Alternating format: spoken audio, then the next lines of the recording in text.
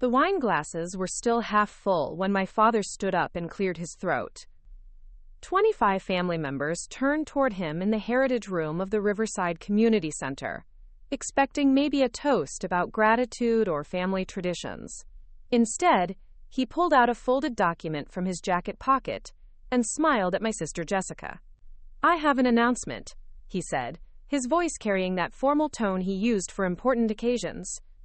"Your grandmother Dorothy has decided to update her will, and Jessica will be inheriting the family lake house in Michigan, along with the accompanying trust fund of $200,000. The room erupted in applause. Aunt Carol gasped with delight. Uncle Mark raised his beer bottle in salute. My cousins Tyler and Emma immediately started congratulating Jessica, who was already tearing up and posting about it on her Instagram story. Even Grandma Dot, sitting regally at the head table in her burgundy cardigan, beamed with satisfaction as Jessica rushed over to hug her. I sat there, fork suspended halfway to my mouth, watching this celebration unfold around me. Not a single person looked in my direction. Not one relative thought to acknowledge that maybe, just maybe, there was another granddaughter in the room who might have feelings about this announcement. The lake house where I'd spent every childhood summer, where I'd learned to swim, where I'd written my college application essays on the screened-in porch, was going to Jessica. The trust fund that could change someone's life was going to Jessica. And everyone was acting like this was the most natural thing in the world. My father continued, oblivious to my silence. Jessica has always been our free spirit, our artist who needs the space to create and grow. The lake house will give her that sanctuary, and the trust fund will provide the stability she needs to pursue her passions without worrying about mundane things like rent or groceries.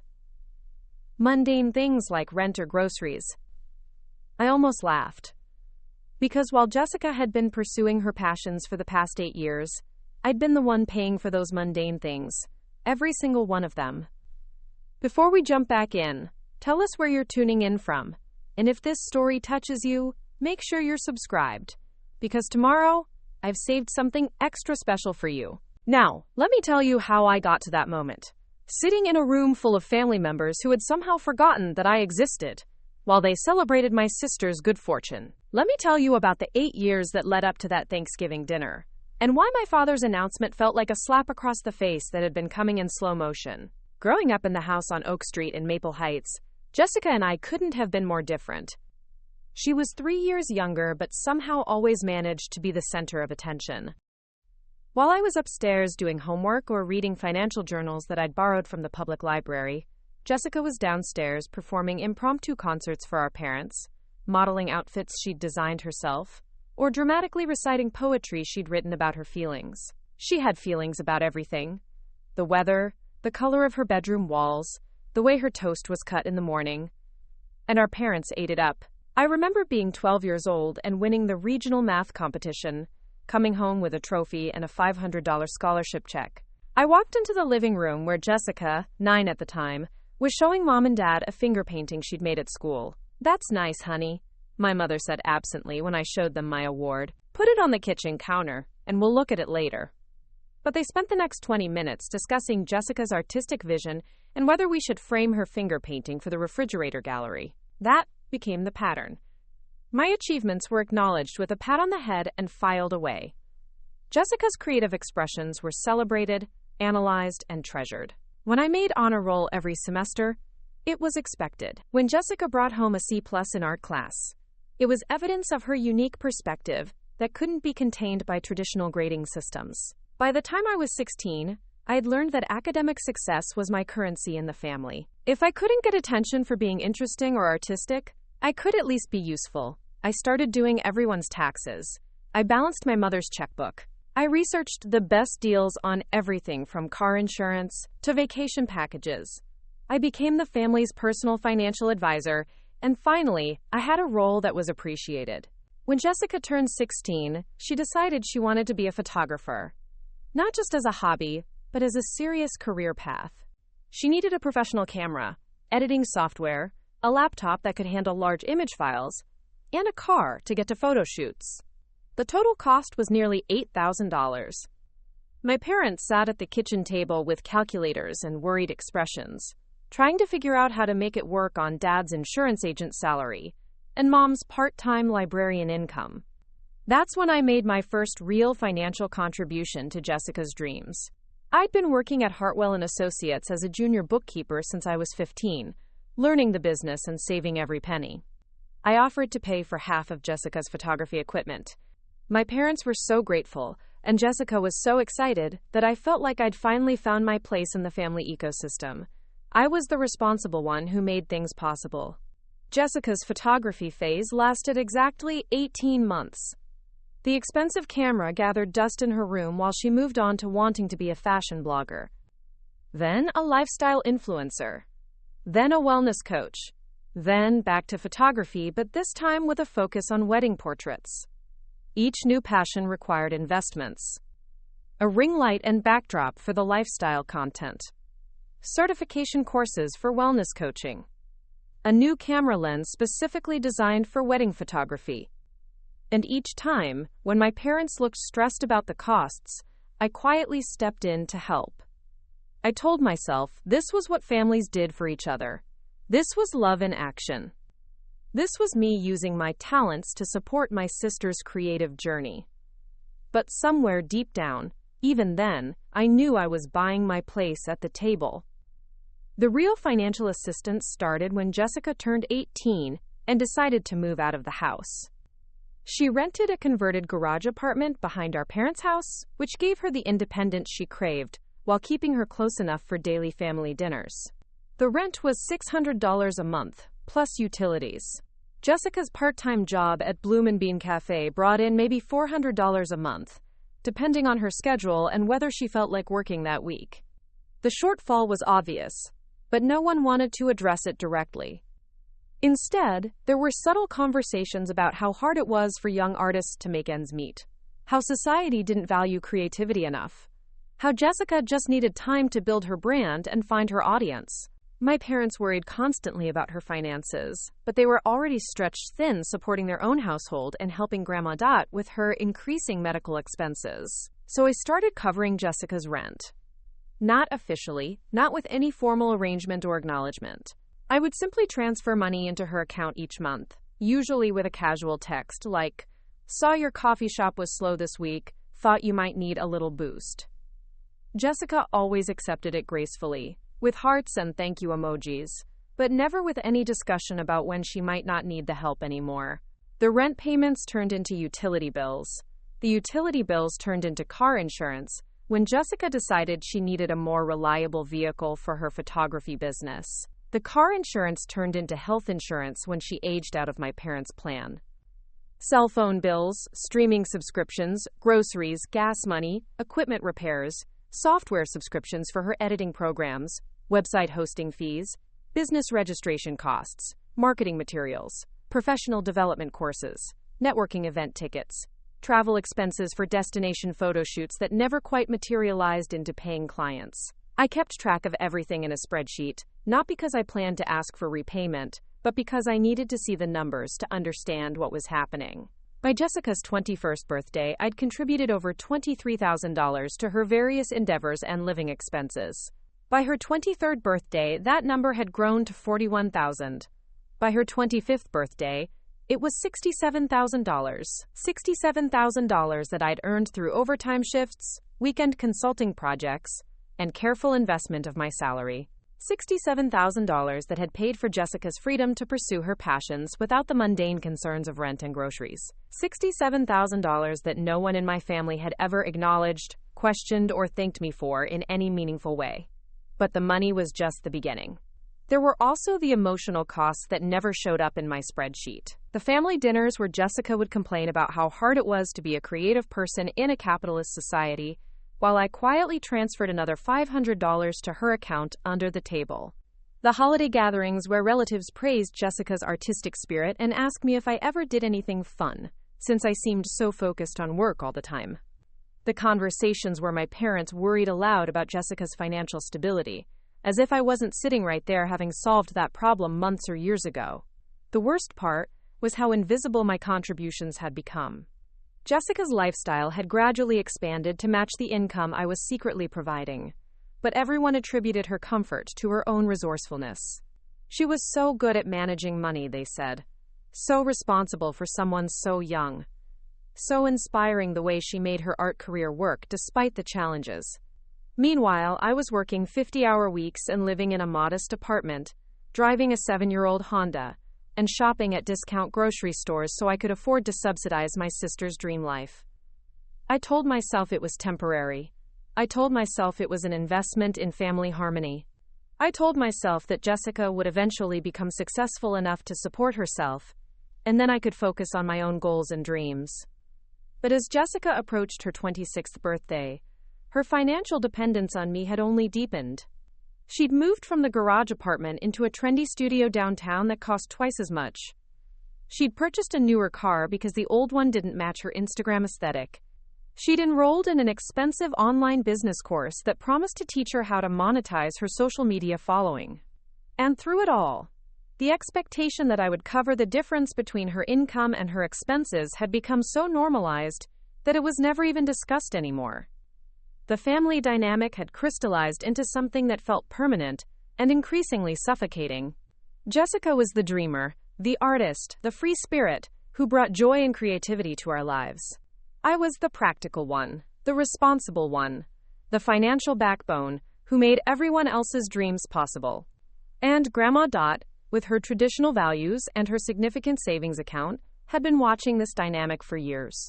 Which brings me back to that Thanksgiving dinner, to my father's announcement about the inheritance, and to the moment when I realized that 8 years of quiet financial sacrifice had not only gone unnoticed, but had actually convinced my family that Jessica was the one who deserved to be rewarded with financial security.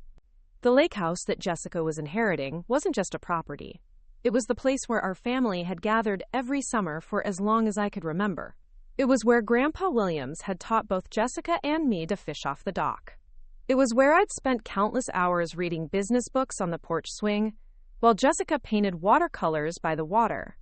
It was the place I'd always assumed would somehow stay in the family for both of us to enjoy with our own children someday. The $200,000 trust fund wasn't just money. It was more than 3 times what I'd already given Jessica over the years. It was enough to buy a house, start a real business, or invest for retirement. It was the kind of financial foundation that could change someone's entire life trajectory. And it was being given to the person who had never had to worry about mundane things like rent or groceries, because I'd been covering those costs since she was 18. As I sat there watching my family celebrate Jessica's good fortune, I realized that my 8 years of financial support hadn't been seen as sacrifice or generosity. It had been interpreted as evidence that Jessica was somehow more deserving, more special, more worthy of investment than I was. My ability to support her had been taken as proof that I didn't need support myself. My financial stability had become the reason why I didn't deserve financial gifts. And in that moment, surrounded by the applause and congratulations and celebratory laughter, I made a decision that would change everything. I was going to stop being the invisible foundation that held up everyone else's dreams. I was going to stop being the responsible one who solved problems quietly and without recognition. I was going to speak up, speak out, and speak the truth about what had really been happening in our family for the past 8 years. But first, I was going to let them finish celebrating. Because what I had to say was going to change everything, and once I said it, there would be no going back to the comfortable fiction that Jessica had somehow earned her charmed life through her own efforts and charm. Preparing and narrating this story took us a lot of time, so if you are enjoying it, subscribe to our channel. It means a lot to us. Now back to the story. I took a sip of my wine, smiled politely at my cousin Tyler, who was asking Jessica about her plans for the lake house, and began mentally preparing for the conversation that was about to turn our family Thanksgiving into something none of us would ever forget. I stood up slowly, my chair scraping against the hardwood floor of the heritage room. The sound cut through the ongoing congratulations like a knife, and suddenly 25 pairs of eyes were looking at me instead of Jessica. My wine glass was steady in my hand, which surprised me because inside, I felt like I was standing on the edge of a cliff, about to jump into something I couldn't take back. I have something to add to Dad's announcement, I said, my voice carrying clearly across the room. The laughter died down. Jessica looked up from where she was still hugging Grandma Dot, her mascara slightly smudged from happy tears. My father's eyebrows raised in that expression he got when he was mildly annoyed but trying to be polite. "Sarah, honey, this isn't really the time," my mother said softly from her seat near the fireplace. "We're celebrating Jessica's wonderful news." I nodded slowly, taking in the room full of expectant faces. Uncle Mark had his phone out, probably recording Jessica's reaction for the family group chat. Aunt Carol was already mentally planning how she'd redecorate the lake house if she were in Jessica's position. My cousins Tyler and Emma were scrolling through Jessica's Instagram to see if she'd already posted about the inheritance. Everyone was so happy, so comfortable in their assumptions about how our family worked, and who deserved what. "You're absolutely right, Mom," I said, setting my wineglass down on the table with deliberate precision. "We are celebrating Jessica's wonderful news. We're celebrating the fact that she's being given a $200,000 trust fund and a lake house worth at least $300,000. We're celebrating her good fortune in being born into a family that values her dreams and wants to support her artistic journey." Jessica's smile faltered slightly. She could hear something in my tone that the others hadn't picked up on yet. We'd grown up together, after all. She knew when I was building up to something. "And I think," I continued, my voice getting stronger with each word, "that everyone here should know exactly why Jessica is in a position to receive such a generous inheritance. Everyone should understand what made it possible for Grandma Dot to feel confident that Jessica deserves this level of financial security." My father cleared his throat. "Sarah, what exactly are you getting at?" I smiled, and it wasn't a pleasant expression. "I'm getting at the fact that for the past 8 years I have personally funded Jessica's entire lifestyle. Every rent payment, every utility bill, every car payment, every insurance premium, every business venture, every creative pursuit, every single expense that has allowed her to live comfortably while pursuing her passions without the burden of actual financial responsibility." The room went completely silent. Even Tyler stopped scrolling on his phone. Jessica's face had gone pale, and she was gripping Grandma Dot's hand like an anchor. "Sarah," my mother said, her voice sharp with warning, "this is neither the time nor the place for..." "For what, Mom? For honesty? For transparency about how our family actually works?" I pulled my phone out of my purse and opened the spreadsheet I'd been maintaining for years. "Because I think it's exactly the time. I think before we all toast Jessica's good fortune, we should acknowledge what that good fortune was built on." My father was starting to look uncomfortable. "Sarah, honey, I'm sure you're just..." "I'm just what, Dad? Jealous? Bitter? Ungrateful?" I looked around the room, meeting each person's eyes in turn. "Or am I just tired of pretending that Jessica's comfortable lifestyle happened through magic and good vibes?" Uncle Mark shifted in his seat. "Look, Sarah, we all know you've been generous with your sister over the years. But..." "Generous," I repeated, tasting the word like it was something bitter. "Generous implies choice, Uncle Mark. Generous implies occasional gifts given freely and with gratitude received. What I've been doing for Jessica isn't generosity. It's been systematic financial support that has allowed her to live like a trust fund baby, while everyone congratulated her on being so resourceful and independent." I held up my phone, the spreadsheet visible on the screen. $67,432. That's how much I've transferred to Jessica over the past 8 years. Not loaned, not invested with any expectation of return. Transferred. Given. Donated to the cause of making sure Jessica never had to choose between her artistic dreams and basic necessities like housing and food.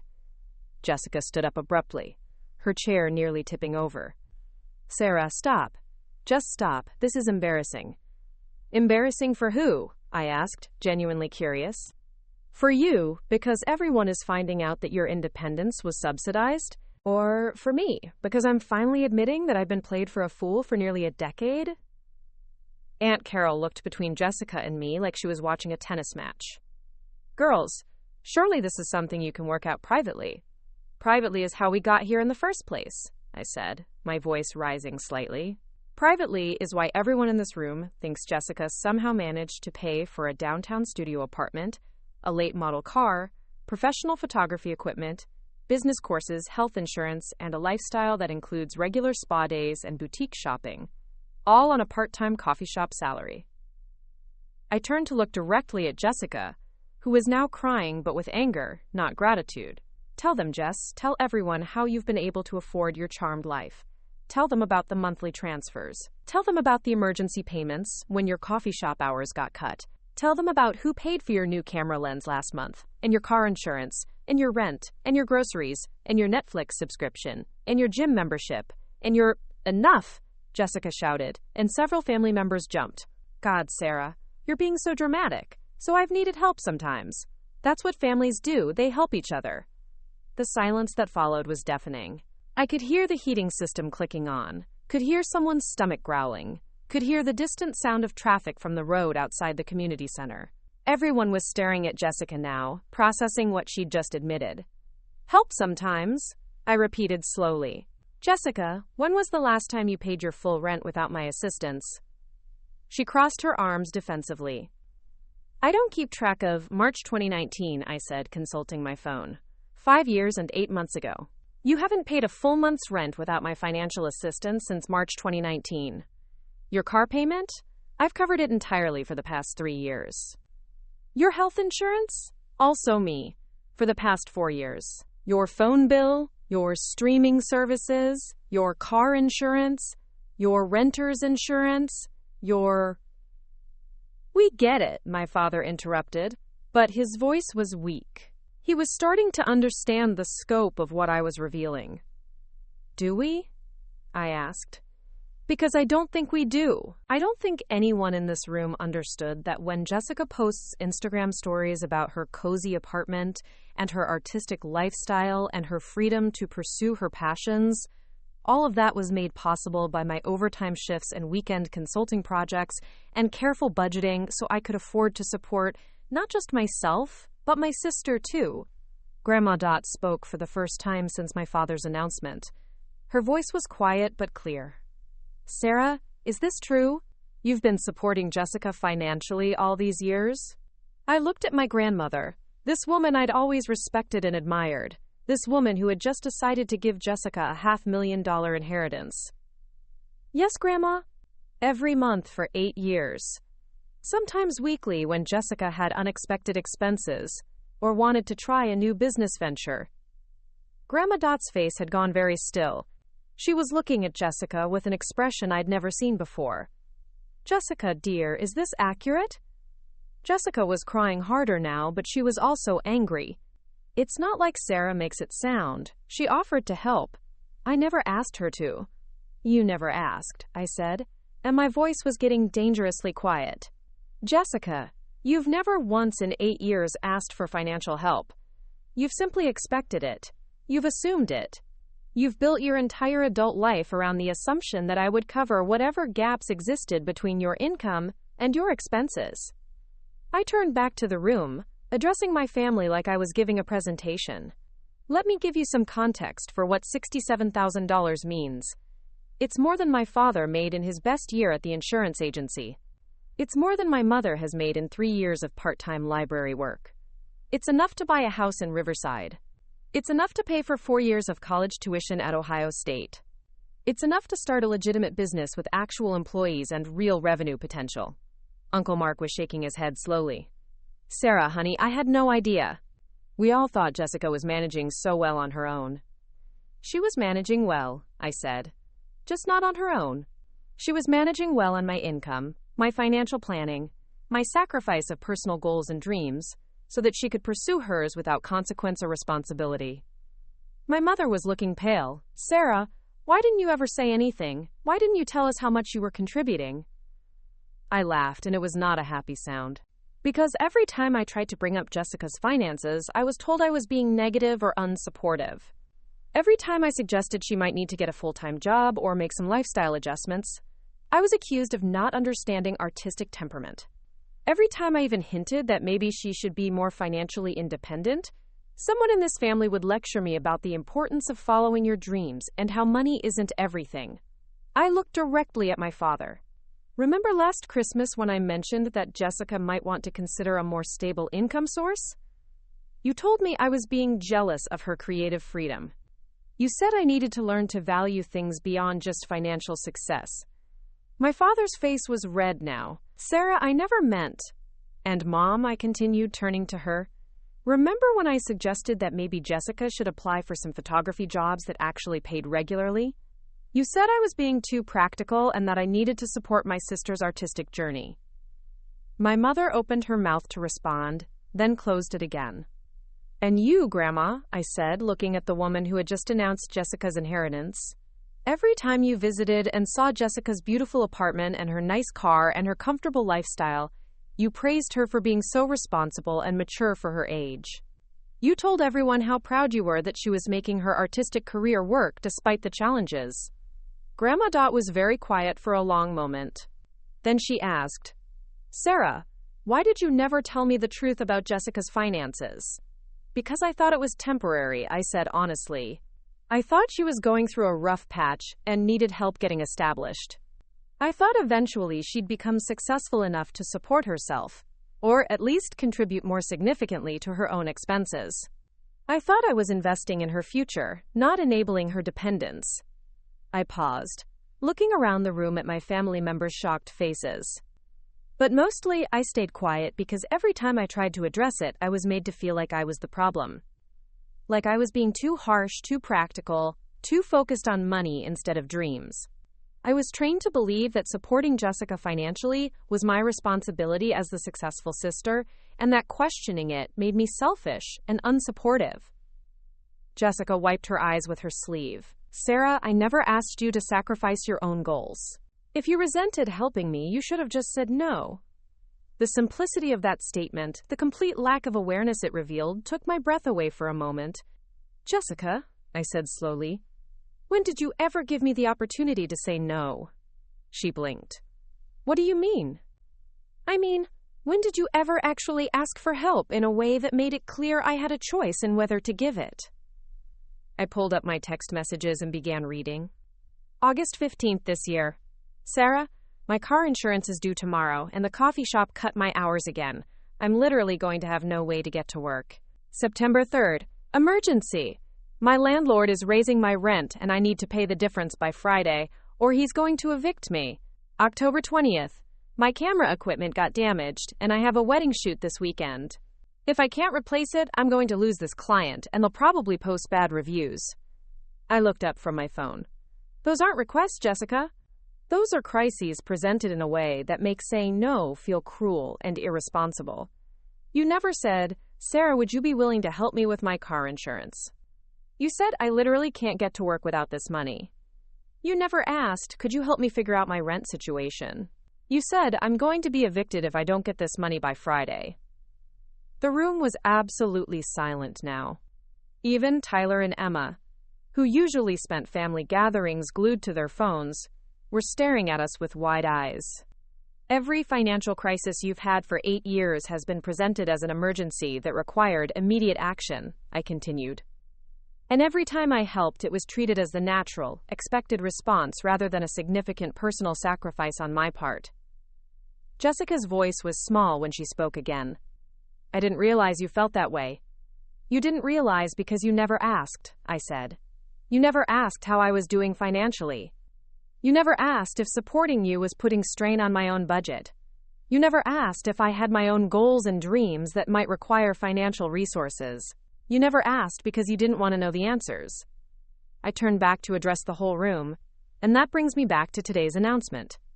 Jessica is being rewarded with a $500,000 inheritance because she's perceived as needing and deserving financial security. She's being given this money because she's seen as the responsible one who has made her artistic career work despite the challenges. She's being gifted with financial freedom because she's viewed as someone who has proven she can manage money wisely and live independently. I paused, letting that sink in. But every single thing that led to that perception, every piece of evidence of her responsibility and independence and financial management, was made possible by my money. Jessica looks like a successful young artist who deserves investment because I've been the invisible financial foundation supporting her for 8 years. Grandma Dot spoke again, her voice very quiet. Sarah, are you saying that without your support, Jessica wouldn't have been able to maintain her current lifestyle? I'm saying without my support, Jessica would have had to make the same choices every other young adult makes, I replied. She would have had to choose between pursuing her artistic dreams full-time and having a stable income. She would have had to live within her means, budget carefully, and make sacrifices. She would have had to decide what she really wanted badly enough to work for. I looked at Jessica, who was now sitting back down and staring at her hands. Instead, she got to have both her dreams and financial security, because I was quietly providing the security while she pursued the dreams. The silence stretched on for what felt like minutes, but was probably only seconds. Finally, Uncle Mark cleared his throat. So what are you saying, Sarah? What do you want? I smiled, and this time it felt genuine, if sad. I'm not saying I want anything, Uncle Mark. I'm saying I'm done. Done being the invisible support system that makes everyone else's comfort possible. Done pretending that Jessica's lifestyle is sustainable or self-generated. Done accepting that my role in this family is to work harder so everyone else can dream bigger. I picked up my purse and pushed my chair back under the table. I'm saying that Jessica's inheritance is perfectly timed, because as of today, my financial support ends. She's about to receive more money than I've ever had in my life, which means she'll finally have the resources to support herself the way she's been telling everyone she already has been. Jessica looked up sharply. Sarah, you can't just cut me off like that. I have commitments, expenses, people depending on you? I interrupted. Jessica, you work part-time at a coffee shop and post lifestyle content on Instagram. Who exactly is depending on you financially? She didn't have an answer for that. Your commitments and expenses, I continued, were made under the assumption that I would continue subsidizing them indefinitely. That assumption was incorrect. Your inheritance will give you the financial foundation to make new commitments and expenses based on resources you actually control. My father stood up, his face flushed. Sarah, this is ridiculous. You're making a scene over money, breaking up the family over financial disagreements. This isn't how we handle things. I looked at him with genuine curiosity. How do we handle things, Dad? By pretending they don't exist? By letting one person sacrifice endlessly while everyone else benefits and no one acknowledges what's really happening? By rewarding the person who's been subsidized while ignoring the person who's been doing the subsidizing? He didn't answer. Because if that's how we handle things, I said, then you're right. This isn't how we handle things. This is me refusing to handle things the way we always have. I started walking toward the door, then turned back one more time. Enjoy the celebration, everyone. Enjoy toasting Jessica's good fortune and her bright future. Just remember as you're celebrating that her foundation for that bright future was built on 8 years of my work, my sacrifice, and my money. And remember that when you're praising her for being so responsible and independent, you're actually praising the results of my financial support. As I reached the door, Jessica called out, Sarah, wait. Can we please just talk about this privately? I paused with my hand on the door handle. Jessica, we've had 8 years to talk about this privately. 8 years when you could have acknowledged what was really happening, expressed gratitude, or at least asked if I was okay with the arrangement. We've had countless opportunities for honest conversation about our financial relationship, and you've chosen to treat it as invisible and unmentionable every single time. I opened the door and stepped into the cold November air. There's nothing left to discuss privately. Everything that needed to be said was just said publicly, in front of the family that's been celebrating your independence while ignoring my dependence on working overtime to fund it. And with that, I walked out of the Heritage Room, out of the Riverside Community Center, and away from the family dinner that was supposed to be celebrating Jessica's good fortune. For the first time in 8 years, I was putting my own needs first, and it felt terrifying and liberating in equal measure. The cold November air hit my face like a slap as I stepped out of the Riverside Community Center, but I welcomed it. After the stifling atmosphere of forced family celebration and uncomfortable truths, the sharp bite of autumn wind felt like clarity itself. I walked slowly to my Honda Civic, my hands shaking slightly as I fumbled with the keys, not from the cold but from the adrenaline that was still coursing through my system. I sat in my car for a long moment before starting the engine, staring back at the warm glow emanating from the Heritage Room windows. Inside, my family was probably still processing what had just happened. They were probably trying to make sense of the woman who had just systematically dismantled their comfortable narrative about Jessica's independence and success. They were probably wondering how quiet, responsible Sarah had suddenly become someone who would cause such a scene at a family gathering. But as I sat there in the parking lot, watching the shadows of my relatives moving around inside the building, I realized something profound. I wasn't becoming someone different. I was finally becoming myself. For the first time in 8 years, I had spoken my truth without filtering it through what other people wanted to hear. I had presented facts without softening them to protect other people's feelings. I had chosen my own emotional well-being over the family's comfort with denial and pretense. The woman who had just confronted 25 family members about financial exploitation wasn't a stranger who had suddenly emerged. She was the woman I had been all along, buried under years of conditioning that told me my value lay in my usefulness to others. She was the woman who had been keeping meticulous records, not because she planned to use them as weapons, but because she needed to see the truth clearly when everyone around her was invested in maintaining a fiction. I started the engine and began the 15-minute drive back to my apartment in downtown Riverside, my mind racing with realizations that felt both shocking and inevitable. The most startling revelation wasn't about Jessica's financial dependence or my family's willful blindness to it.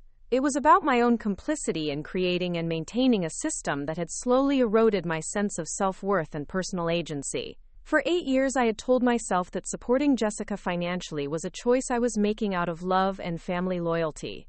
But as I drove through the familiar streets of my hometown, past the high school where I had first started working part-time jobs, past the library where my mother worked and where I had spent countless hours studying for the exams that would eventually land me my accounting job, I began to understand that choice had been an illusion. I had been trained from childhood to believe that my worth came from my ability to solve problems and provide stability for others. When Jessica needed photography equipment, I didn't just offer to help because I was generous. I offered because helping was how I had learned to earn love and approval in my family. When she needed rent money, I didn't just provide it because I cared about her well-being. I provided it because refusing would have meant confronting the possibility that I was valued more for my financial contributions than for my inherent worth as a person. The pattern had been so gradual, so seemingly natural, that I had never questioned it. Jessica's first request for help had seemed reasonable. A young artist struggling to get established. A sister who just needed a little boost to get her career off the ground. The second request had seemed like a temporary setback. The third had felt like bad luck. By the 10th, the 20th, the 100th, it had become so normalized that I couldn't even remember when helping Jessica had stopped feeling like a choice and started feeling like an obligation. But the truth was, it had never really been a choice. Not when the alternative was being seen as selfish, unsupportive, or jealous of my sister's creative freedom. Not when questioning Jessica's financial management was consistently reframed as me being too practical or materialistic. Not when every expression of concern about the sustainability of her lifestyle was met with lectures about the importance of following your dreams and the value of non-monetary success. I had been caught in a psychological trap that many people fall into when dealing with family financial dynamics. I had been conditioned to believe that having more money meant having more responsibility to share it, regardless of how that sharing affected my own goals and well-being. I had been taught that being good with money meant being good at using my money to solve other people's problems, not good at using my money to build my own security and pursue my own dreams. The most painful realization was how completely I had disappeared from my own life. Somewhere in the process of becoming Jessica's financial foundation, I had stopped thinking about what I wanted for myself. I had stopped making plans that weren't contingent on how much money I needed to keep available for Jessica's crises. I had stopped pursuing relationships because I was never sure when I might need to cancel plans to help Jessica with some emergency. I had stopped considering career moves that might require relocation because Jessica's dependence on me had become a geographic anchor. When was the last time I had made a major decision based solely on what was best for me? When was the last time I had spent money on something I wanted without first calculating whether I could afford it after covering Jessica's expected expenses? When was the last time someone in my family had asked me about my goals, my dreams, my plans for the future, rather than simply assuming I would continue to be the reliable support system that made everyone else's goals possible? I pulled into the parking garage of my apartment building, but I didn't get out of the car immediately. Instead, I sat there thinking about the conversation I had just had with my family, and I realized that the most shocking thing about it wasn't what I had revealed about Jessica's finances. It was what I had revealed about my own priorities and boundaries. For 8 years, I had been living my life in service to Jessica's dreams while putting my own dreams on indefinite hold. I had been working overtime and taking on extra consulting projects, not to advance my own career or build my own wealth, but to maintain the lifestyle of someone who had never expressed gratitude for the sacrifice I was making. I had been living in a modest apartment and driving an older car not because I couldn't afford better, but because I was choosing to subsidize someone else's comfort instead of investing in my own. But the most profound realization was this: I had been angry for years without admitting it to myself. Angry at Jessica for taking my support for granted. Angry at my parents for praising her independence while ignoring my sacrifice. Angry at my extended family for celebrating her lifestyle without questioning how she afforded it. Angry at myself for allowing the situation to continue long past the point where it made sense or felt sustainable. The anger had been buried under layers of rationalization and family loyalty, but it had been there all along, growing stronger with each unexpressed moment of resentment. It had been there when Jessica posted Instagram photos of her beautiful apartment without mentioning who paid the rent. It had been there when my parents worried about her financial future while she was standing in the kitchen wearing a designer dress I had unknowingly purchased. It had been there when relatives praised her for being so mature and responsible while I was working 60-hour weeks to make her lifestyle possible. But anger, I was beginning to understand, wasn't necessarily a negative emotion. It was information. It was my psyche's way of telling me that something was wrong with the situation I had accepted as normal. It was my internal alarm system trying to wake me up to the fact that I was being taken advantage of, even if the exploitation was wrapped in the language of family love and support. The anger I felt wasn't about the money itself. $67,000 was a significant amount, but I could afford it. I had a good job, I was careful with my expenses, and I had been strategic about my investments. The anger was about the invisibility of my contribution, the assumption that I would continue providing support indefinitely, and the complete lack of acknowledgement or gratitude for the sacrifice I was making. More than that, the anger was about the way my financial support had been reframed as evidence of Jessica's worthiness, rather than evidence of my generosity. Instead of my family seeing Jessica's comfortable lifestyle as a result of my hard work and sacrifice, they had interpreted it as proof that she deserved additional support and investment. Instead of my reliability being valued and acknowledged, it had been taken for granted to the point where it became invisible. The inheritance announcement had been the final straw because it represented the logical conclusion of this twisted dynamic. Jessica was being rewarded with financial security because she appeared to be someone who had successfully managed her artistic career and personal finances. But her apparent success was entirely dependent on my hidden support. She was being given money because she looked like someone who didn't need it, when in reality she had needed it so desperately that she had built her entire adult life around the assumption that I would provide it. As I finally got out of my car and walked to the elevator, I realized that the conversation at the community center had been years in the making. It hadn't been a sudden explosion of resentment or a moment of temporary insanity. It had been the inevitable result of a system that could only function as long as I was willing to remain silent about my role in maintaining it. But silence, I now understood, had been a choice. A choice I had made every time I transferred money to Jessica's account without discussing it with anyone else. A choice I had made every time I accepted credit for being generous, instead of demanding recognition for being systematically exploited.